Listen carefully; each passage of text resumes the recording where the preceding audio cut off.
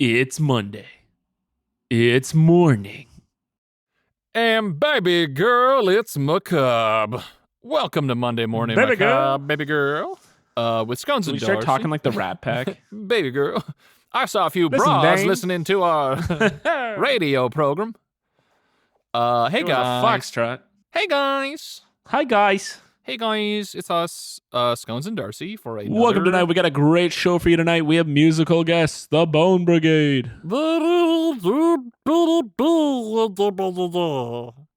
So, hold on one second.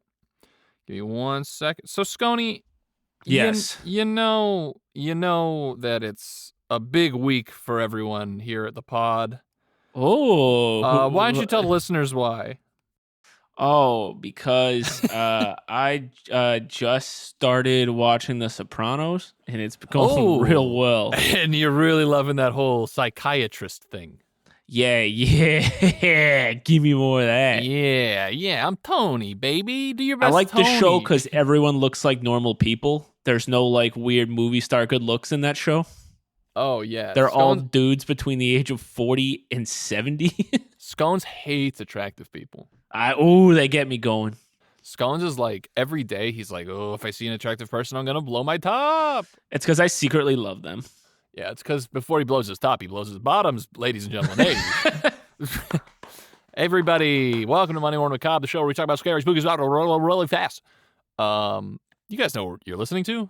There's like a million of you at this point, you know? Our listenership is over 1.5 million listeners every week, so we really thank you guys. Still not sure how to monetize this whole thing with that many listeners, but we'll figure it out. I'm not sure what to do with the thousands of dollars we get from every episode. I just like it just shows up like a check written. It doesn't even I'm have just using like it to heat my house right now.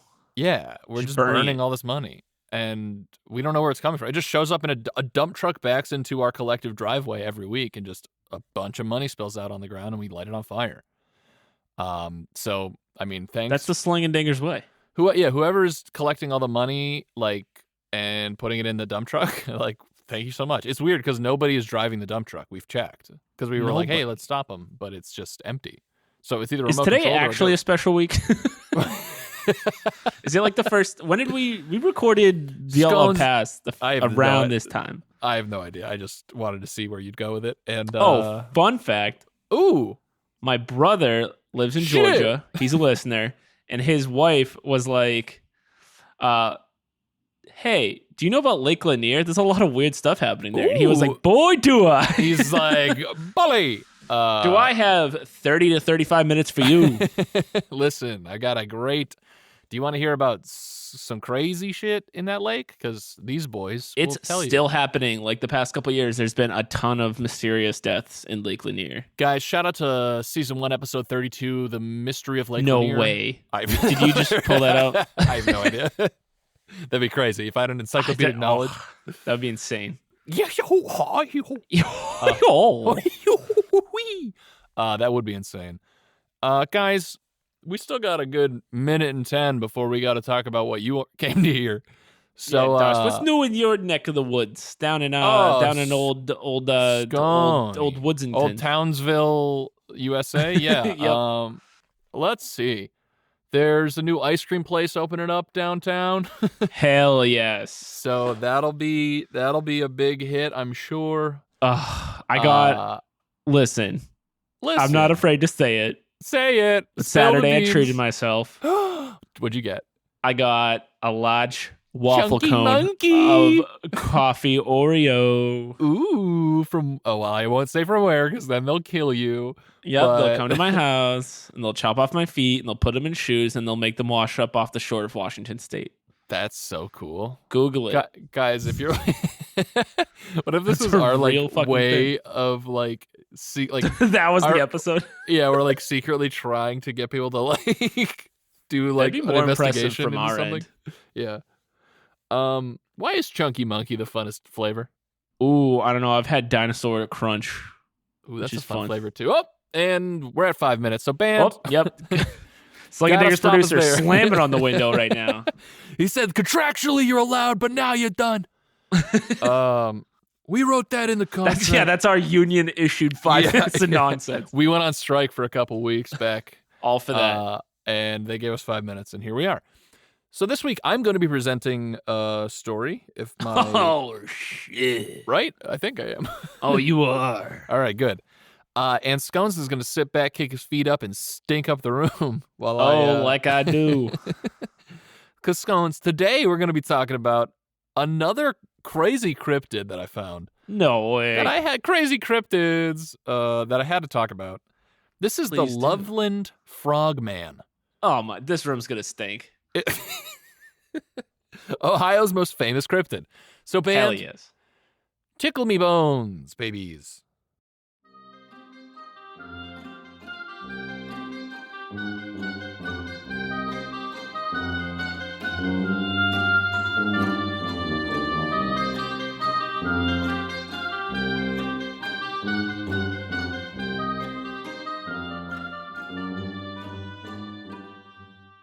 Oh, hee, my bones. Wow. Sounds so tickled. So this is a charlestonterrors.com article. So straight out of Ohio, you'd say. Yes, posted. The heartland of America. Posted by blogger in Charleston Terrors. So it's not an author's name, it's just blogger. But they had a lot of fun writing this article, I'll give them that. And I appreciate it. I think it gives me a little giggly googly, if you know what I mean. Oh. So, what is the Loveland Frogman, Scones? That's what everyone's talking about down at the water cooler. Well, here's the opening paragraph, and this is why I like blogger from Charleston Terrors. Imagine Kermit got a taste for bath salts and simply decided to go all Deliverance on his Porky Paramore. Full banjo crescendo. Miss Piggy running around as if she had just seen the devil. Gonzo with one of those fancy bow and arrows. Fozzie dead on the ground, his body ripped to grisly grit while animals feast on his entrails. Oh, the humanity! This is Pulitzer Prize winning shit. That's amazing. Beaker flipping a chainsaw in the air. Oh, wait, it's not done. It's not done. We're only halfway there. I'm gonna listen to how all of the Muppets graphically killed each other. Yep. Beaker flipping a chainsaw in the air, dancing in a rainbow shower of blood. My editor just knocked on the door, told me I'm mixing my metaphorical movie Moxie and, to quote, off the tangent, man. I thought, this guy sounds like he's in our union. I was about to say, this guy is definitely slinging dingers adjacent, so shout out to I was expecting to hear, like, Snuffleupagus, like, bash the skull in of, like, I don't know, the two old guys. Yeah. Anyway, back to the program. The Loveland Frog, or Rhinocerectus, also known as the Loveland Frogman or the Loveland Lizard, is a rather novel Ohio... Wait, it has a scientific name?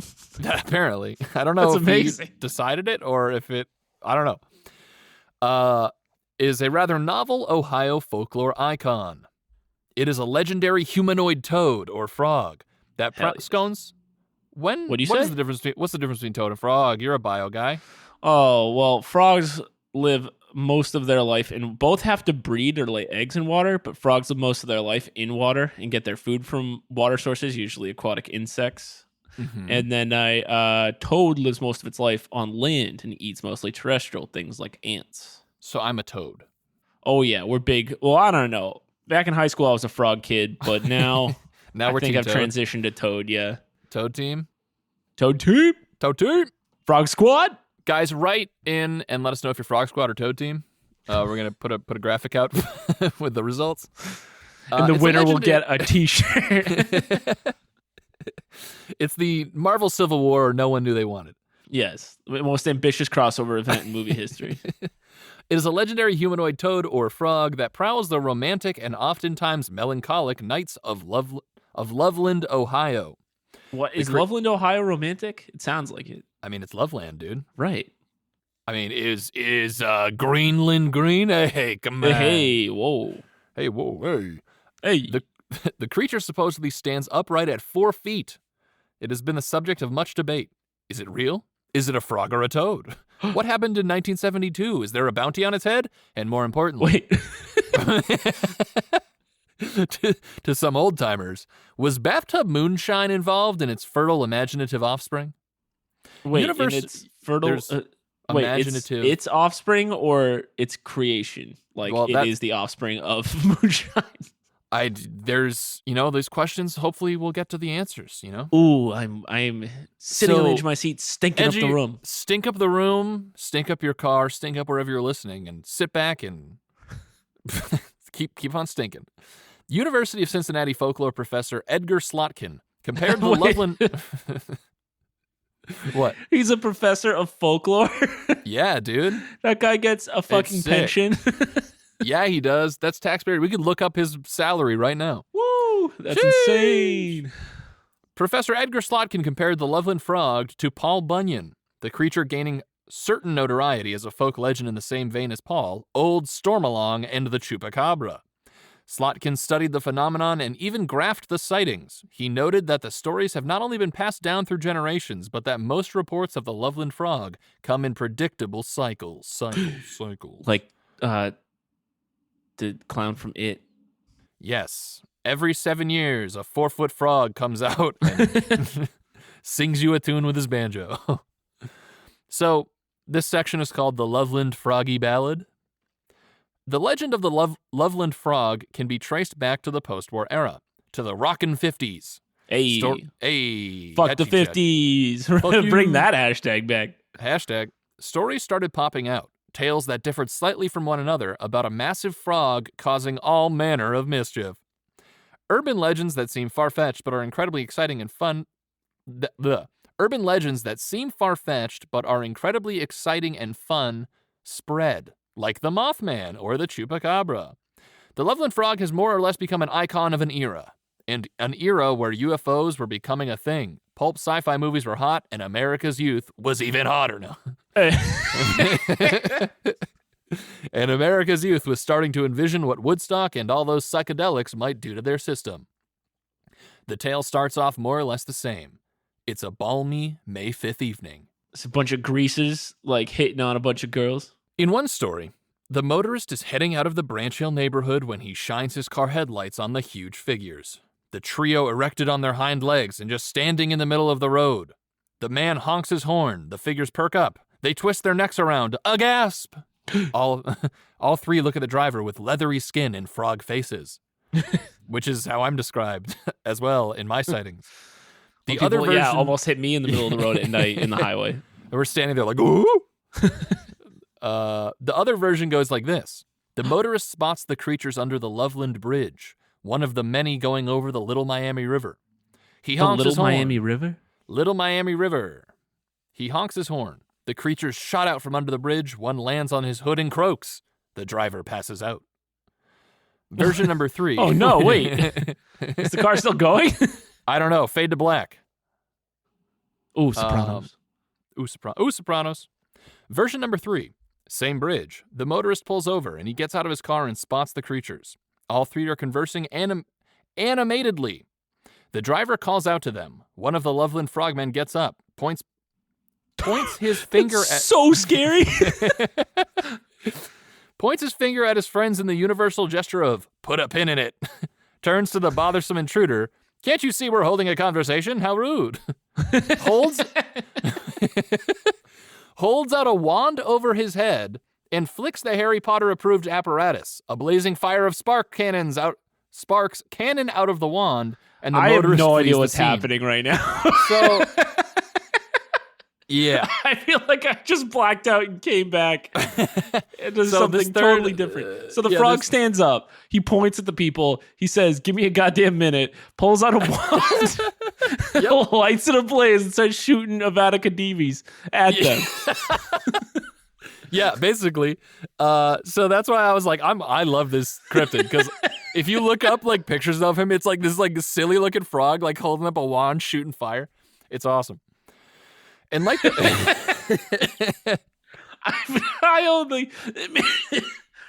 funnier to me because I'm picturing just puke green colored Kermits in the middle of the road. Yeah, exactly. Give me a goddamn minute. And I gotta brandish my wand. And like these three variants, there are thousands more. The motorist becomes a gang of Hell's Angels. The traveling salesman is really a college student, his girlfriend out at Makeout Point. The next section. Loveland Frogman vs. Loveland Police. Dawn of Green. This guy's incredible. Yeah, this is great. Shout out to Blogger at Charleston Terrors. On the 3rd of March, 1972 at 1 a.m., the Loveland Police Department goose marched into the madness. Officer Ray Shockey. I think that's a name for like the generic entity of it's not going to be a goose wearing a badge. Not a literal goose, unfortunately. Just like, although with this story, who knows? It's like a high noon standoff with the Frogman. Yeah. Officer Ray Shockey was gliding his car on Riverside Drive near the Totes Boot Factory and the Little Miami River when a suspicious animal ran across the road in front of his vehicle. He braked his car, hit the steering wheel, and looked on. The animal, now fully illuminated in his patrol car's headlights, blinked at Shockey, who was having a meltdown true to his last name. Shockey was in shock. Loveland, Ohio, you are a silly, cartoonish place. You are a goof. This is a Adventure Time-y world that you live in. Framed in his car's lamp stood the legendary Loveland Frogman. Leathery skin, bright eyes, tongue ready to catch a fly the size of a VW Beetle. Shockey reported the sighting and stated, "It's crouched like a frog." Before he could ask the mutant amphibian if he knew any kung fu and if he was related to those funky sewer turtles of New York with a taste for pizza, the creature climbed over the guardrail and jumped into the river. 2 weeks after that wild incident, a second Loveland police officer, Mark Matthews, did Shockey a solid and reported seeing an unidentified animal similar in height and facets near the same road. So we got multiple police sightings of the Frogman. Mr. Frogman. Mr. J.P. Frogman. Matthew then dragged the body into his car. Oh, wait, I skipped something. What? Sorry. He drank the body? Sorry. I skipped so much. Sorry, spoiler alert. Shit got real fast. Matthew, a man that wasn't known to overthink things. What a reputation. Came out of his car, guns blazing. He shot the animal...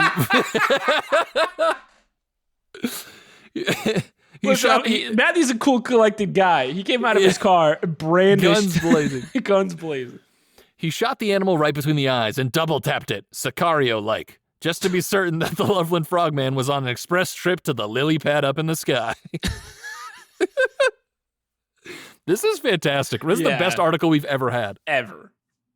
Matthews then dragged the body into his car. The man wanted to show Shockey his catch of the day. According to Matthews, it was a, quote, large iguana. About 3 or 3.5 feet long, and he didn't immediately pinpoint the creature's ID because of its missing tail. Not a freaking Loveland Frogman. It either got loose or was released when it grew too large, Matthews dreaming up a scenario in which the iguana had become someone's pet. Matthews showed Shockey the animal. The shocked Shockey confirmed that it was what he had seen out there in the dark that day. Matthews retold the incident to an author of a book about urban legends, but stipulated the author, quote, omitted the part that confirmed that the creature was an iguana rather than a frogman. More sightings. The Loveland Frogman seems to have a busy schedule. It has a nasty habit of making the scene in Ohio more, hold on, let me read that. It has a nasty habit of making the scene in Ohio, making more scene in Ohio than most Instagram celebrities. Hey. He's everywhere.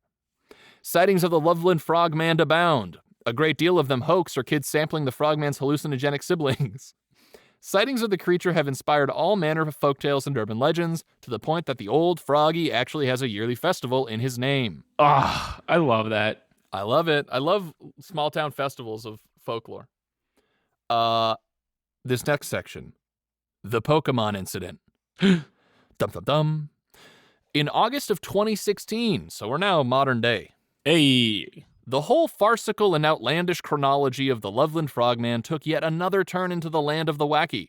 A local Cincinnati TV station reported that, quote, a night of fun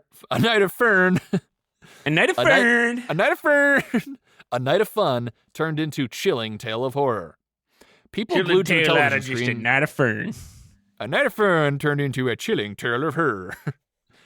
People glued to the television screen, ready to pop some popcorn and pop a pop for the pop culture pat down that was coming their way. Wow. The journalist The journalist/news anchor drills on about the harrowing experiences 2 teenagers have just lived through.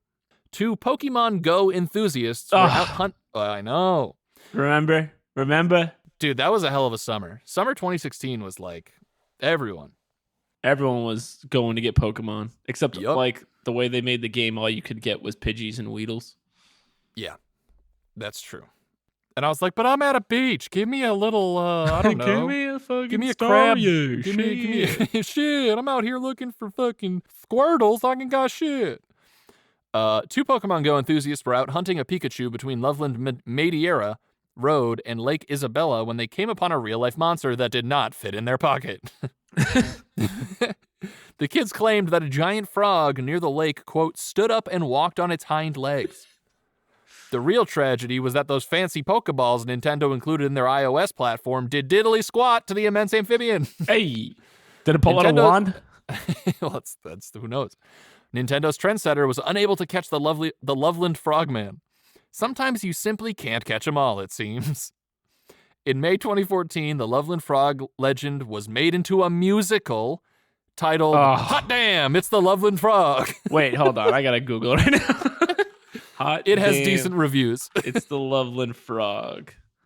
How do I watch this full thing without having to travel to Loveland? Anyway, I'm gonna look up tickets and do playing near me.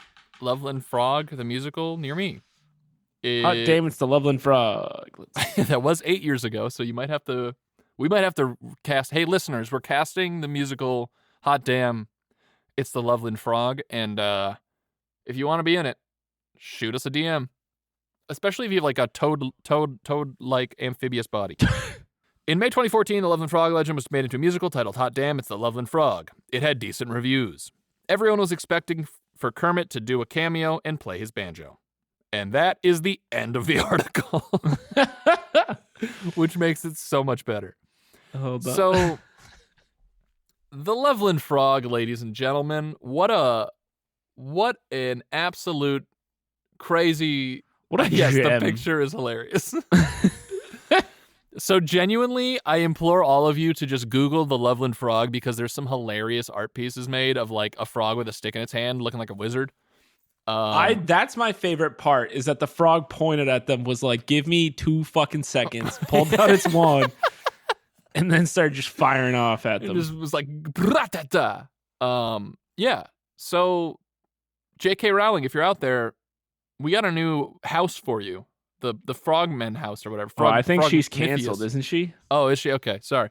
Or sorry, I don't think they let her touch anything with the IP anymore because she said so much weird stuff since Harry Potter came out. All right, like, so JK, no, this is a gold mine. Just put her away. Please don't. Put her in solitary confinement. So, Loveland Frogman. Guys, if you're in Ohio and you've heard of this, what the fuck? Why didn't you tell us sooner? Rude.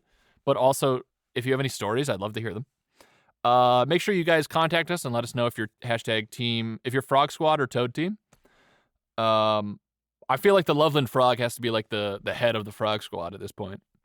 He must be, but I can't find the musical anywhere. What do you mean? No, sorry. The Theater of Cincinnati is the only place I can see it playing. Okay, it's definitely not playing anymore. Why? This needs to be everywhere. Hamilton's on Disney Plus. Scones. If Hot Damn the Loveland, it's just like a shitty cell phone recording from 2014, and it's on Disney Plus. It's on Disney Plus. That would be amazing. So yeah, that's the Loveland Frogman, guys. I hope he's real. If anyone here has footage of the play, Hot Damn, It's the Loveland Frog, I will pay you $40 for the footage. Yeah, I need to see it. Hey, that's a lot of money. It's Scones' world. Sure, I know we were talking earlier how we could take some of the burned money and the next dump from the dump truck and maybe send some your way. Not to mention these union dues are brutal. They are brutal. Taxes and fees, baby. So yeah, that's the Loveland Frog. Guys, check out, honestly, shout out to charlestonterrors.com because Blogger is the best author that has ever touched the page. He's ended the discussion. He is Blogger. He is blogger. There is no other blogger. Blogger. There is only blogger. Make sure to check us out on Twitter, MMMacabrePod, Instagram, Monday Morning Macabre, and MondayMorningMacabre.com for all the episodes and Patreon information. And if you're commenting on any of our social media posts about this episode, just only put the words Frog Squad or Toad Team based on what you want. Yeah, that's all we want to hear is Frog Squad or Toad Team. And we'll tally the votes. We'll get jerseys made, and we'd be kind of sick to get like a Frog Squad and Toad Team. Yeah, we have like a company retreat with a bunch of like contests that they have to do. Yeah, it's like, I don't know, lick an ant. I don't know. Yeah, do it. Lick an ant. Yeah, lick the ant. It's just us being like, ooh, really, lick a toad. Ooh, lick a toad. So yeah, that's it, guys. I hope you guys enjoyed the Frogman, and I hope your Monday is as lovely as a Frogman Christmas. Crossing the road. That's a Frogman crossing the road. Because, ooh, is he lovely. Sheesh. Sheesh. Unlike any of those Sopranos. Yuck. Goodbye. Goodbye. Bye.